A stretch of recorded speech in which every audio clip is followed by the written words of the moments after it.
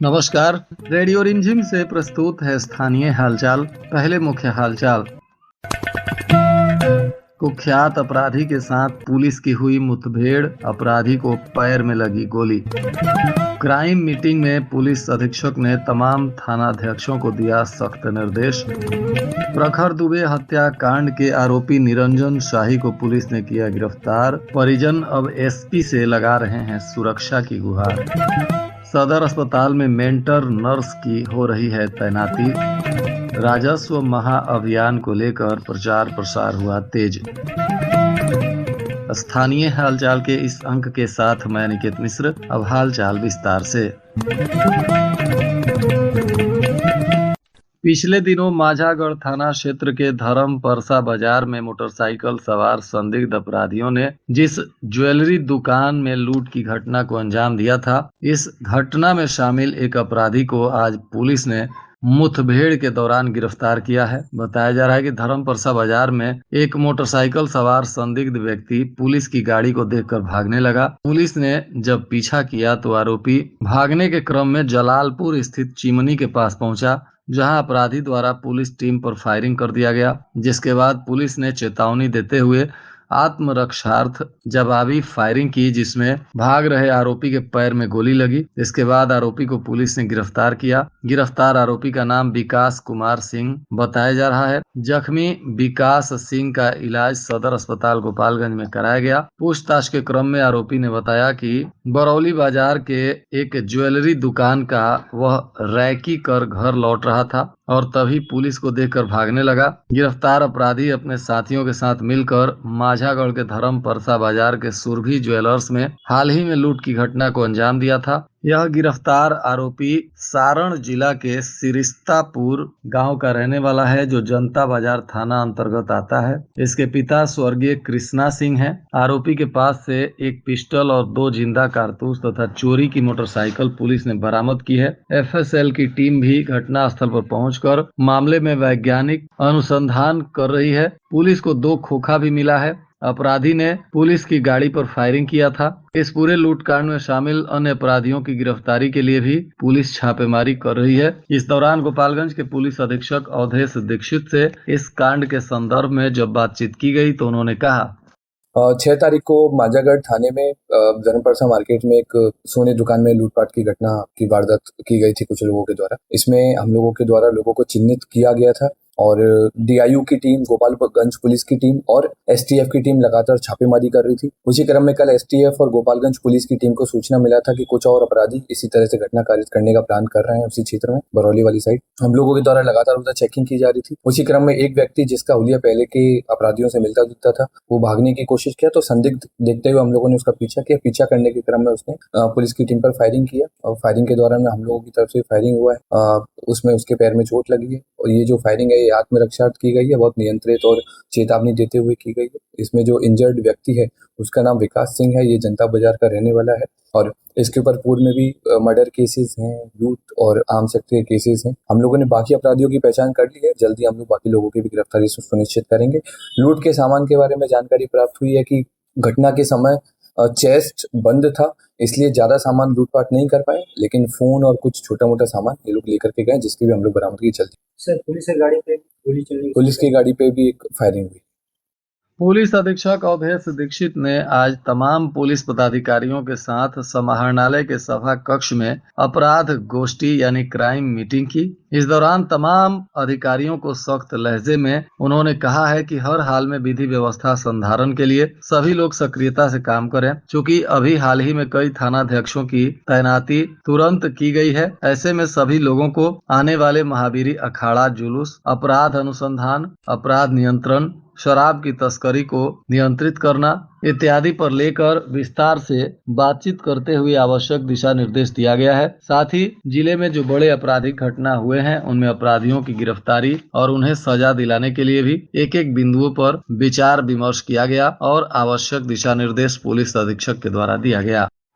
बलथरी गांव के रहने वाले निरंजन शाही, जो हाल ही में प्रखर दुबे हत्याकांड में आरोपी हैं, काफी चर्चा में आए थे। अब निरंजन शाही को पुलिस ने दमन महाराष्ट्र से गिरफ्तार किया है। गिरफ्तार आरोपी का हालांकि अभी प्रत्यार्पण गोपालगंज में नहीं हुआ है। यहां से पुलिस की टीम गई है और निरंजन शाही को जल्द ही गोपालगंज लाया जाएगा। वहां अदालत में पेश करने के बाद वहां से पुलिस ने कस्टडी में ले लिया है। इस गिरफ्तारी के बाद अब निरंजन शाही के परिवार के लोगों को भी भय सता रहा है। चूंकि हाल ही के दिनों में कई अपराधियों का एनकाउंटर हुआ है, ऐसे में निरंजन शाही के परिवार के लोग भी दहशत में हैं। आज पुलिस अधीक्षक अवधेश दीक्षित से निरंजन शाही के भाई अशोक शाही ने मुलाकात की और आवेदन देकर निरंजन शाही के सुरक्षा की गुहार लगाई। उनका कहना है कि निरंजन शाही को वहां से लाते समय उनकी जान को खतरा है। उनके प्रत्यर्पण में गए कुछ पुलिस कर्मियों की संदिग्ध बातचीत की सूचना उन्होंने कही है कि उनको प्राप्त हुआ है। ऐसे में निरंजन शाही की सुरक्षा को लेकर सभी परिवारजन चिंतित है और उन्होंने पुलिस अधीक्षक से उनके सुरक्षा की गुहार लगाई है। सभी सरकारी अस्पतालों में अब मातृ और नवजात शिशु स्वास्थ्य सेवाओं की गुणवत्ता को लेकर खास पहल की शुरुआत हुई है। जितने भी सरकारी अस्पताल में डिलीवरी पॉइंट हैं, लेबर रूम हैं, एसएनसीयू हैं और एनबीएसयू हैं, वहां जीवन दीप मैटरनिंग कार्यक्रम लागू किया जा रहा है। इस कार्यक्रम का उद्देश्य सुरक्षित प्रसव सुनिश्चित करना, नवजात शिशुओं को बेहतर देखभाल उपलब्ध कराना और मातृ तथा शिशु मृत्यु दर में कमी लाना है। राज्य स्वास्थ्य समिति के कार्यपालक निदेशक सुहर्ष भगत के द्वारा जारी दिशा निर्देश में अब गोपालगंज में भी सभी सरकारी अस्पतालों में इस व्यवस्था को शुरू करने का पहल शुरू कर दिया गया है। बताया जा रहा है कि यहाँ स्टाफ और नर्सों को उच्च स्तरीय प्रशिक्षण दिया गया है। प्रशिक्षित नर्स मेंटर नर्स के रूप में जानी जाएंगी और उनके मार्गदर्शन में लेबर रूम में महिलाओं की डिलीवरी कराई जाएगी। जिले में जल्द ही भूमि सुधार को लेकर महाअभियान शुरू होने जा रहा है। ऐसे में अब जिला प्रशासन की तरफ से जगह जगह इसके लिए प्रचार प्रसार शुरू कर दिया गया है। भूमि संबंधित अशुद्धियों में सुधार करने को लेकर अंचलाधिकारी के द्वारा प्रचार प्रसार युद्ध स्तर पर चलाया जा रहा है। थावे में सीओ कुमारी रूपम शर्मा ने बताया कि बिहार सरकार के राजस्व एवं भूमि सुधार विभाग के द्वारा राजस्व महाअभियान की शुरुआत 16 अगस्त से हो रही है।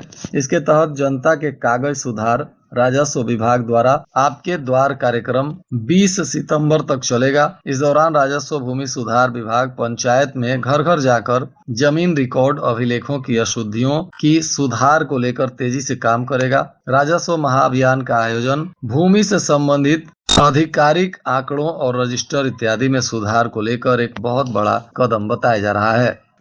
विजयपुर में सर्वर अपग्रेड होने के कारण डाक सेवा पूरी तरह से प्रभावित हो गई है। लगभग एक सप्ताह के दौरान डाक घर के डाक बाबू रितेश रंजन से जब जानकारी लेने का प्रयास किया गया तो उनका कहना था कि पोस्ट ऑफिस का सर्वर टीसीएस कंपनी के पोर्टल पर काम चल रहा था, लेकिन अब इंडियन पोस्ट ऑफिस या भारतीय डाक सेवा अपनी खुद सर्वर लॉन्च कर रही है। इस दौरान सर्वर अपग्रेड होने के कारण लगभग एक सप्ताह से डाक घर की सभी तरह की सेवा प्रभावित हुई है। उच्च अधिकारियों से मिले मार्गदर्शन के अनुसार 1/8/2025 को डाक का वितरण प्रारंभ कर दिया गया है। हालांकि निबंधित डाक सेवा जमा निकासी की व्यवस्था अभी तक सुचारू नहीं हो सकी है। इधर आपदा से बचाव को लेकर आज भी कलाकारों ने हथुआ प्रखंड के चैनपुर पंचायत भवन पर और सेमराव पंचायत के सार्वजनिक स्थल वार्ड नंबर 4 में तथा हथुआ अस्पताल परिसर में नाटक के माध्यम से लोगों को आपदा से संबंधित खास जानकारियां साझा की। कलाकार नाटक के माध्यम से लोगों को आपदा से बचाव के प्रति जागरूक कर रहे हैं। पुलिस अधीक्षक अवधेश दीक्षित ने जिले के कई थानाध्यक्षों को स्थानांतरित किया है। बताया जा रहा है कि बरौली के नए थानाध्यक्ष के रूप में अड़िमा राणा को तैनात किया गया है, तो वहीं जादवपुर के नए थानाध्यक्ष राधा मोहन पंडित को बनाया गया है। इधर विजयपुर में भी थानाध्यक्ष का तबादला हुआ है। वहां रवि शंकर कुमार को विजयपुर का थानाध्यक्ष बनाया गया है, तो वहीं SC/ST थाना के लिए अनिल कुमार को थानाध्यक्ष की जिम्मेदारी दी गई है। तो वहीं फुलवरिया थाना में भी कुंदन कुमार को नया थानाध्यक्ष बनाया गया है और थाने के थानाध्यक्ष अरुण कुमार झा ने आज अपनी जिम्मेदारियां संभाल ली हैं। थाने पुलिस ने छापेमारी करते हुए जगदीशपुर गांव से एक वारंटी को गिरफ्तार किया है। नव पदस्थापित थानाध्यक्ष वरुण कुमार झा ने बताया कि गिरफ्तार वारंटी जगदीशपुर गांव का फौदार राम है, जिसे पूछताछ के बाद न्यायिक हिरासत में भेजा जा रहा है। जिले के नगर परिषद मीरगंज में पिछले कुछ वर्षों से हुए विकास कार्यों और सामान की खरीद में अनियमितता के आरोप की जांच शुरू हो गई है। वार्ड संख्या 21 की पार्षद पूजा देवी के द्वारा कोर्ट में दर्ज शिकायत के आधार पर यह कार्रवाई प्रारंभ हुई है। इस मामले की जांच भूमि सुधार उप समाहर्ता हथुआ वसीम अकरम के द्वारा की जा रही है। जांच के दौरान दोनों पक्षों को साक्ष्य के साथ उपस्थित होने का निर्देश दिया गया था। इसके तहत दोनों पक्ष अपने अपने कागजात लेकर उपस्थित हुए। हथुआ के DCLR ने बताया कि मामले की जांच जारी है और दोनों पक्षों को जल्द से जल्द संबंधित सभी दस्तावेज जमा करने के लिए कहा गया है। इसके लिए कुछ दिनों का समय भी दिया गया है। मीरगंज नगर परिषद की अध्यक्ष अनीता देवी ने सफाई देते हुए कहा कि विकास कार्यों में की गई सभी खरीदारी सरकार के नियमों के अनुसार जेम पोर्टल से की गई है। वहीं इस विषय पर कार्यपालक पदाधिकारी से मीडिया ने बात करने की कोशिश की तो उन्होंने टिप्पणी करने से इनकार कर दिया। और आज के मौसम का तापमान गोपालगंज में न्यूनतम 27 डिग्री सेल्सियस और अधिकतम 34 डिग्री सेल्सियस रहने की संभावना है। अंत में मुख्य हालचाल एक बार फिर। कुख्यात अपराधी के साथ पुलिस की हुई मुठभेड़, अपराधी को पैर में लगी गोली। क्राइम मीटिंग में पुलिस अधीक्षक ने तमाम थानाध्यक्षों को दिया सख्त निर्देश। प्रखर दुबे हत्याकांड के आरोपी निरंजन शाही को पुलिस ने किया गिरफ्तार। परिजन अब SP से लगा रहे हैं सुरक्षा की गुहार। सदर अस्पताल में मेंटर नर्स की हो रही है तैनाती।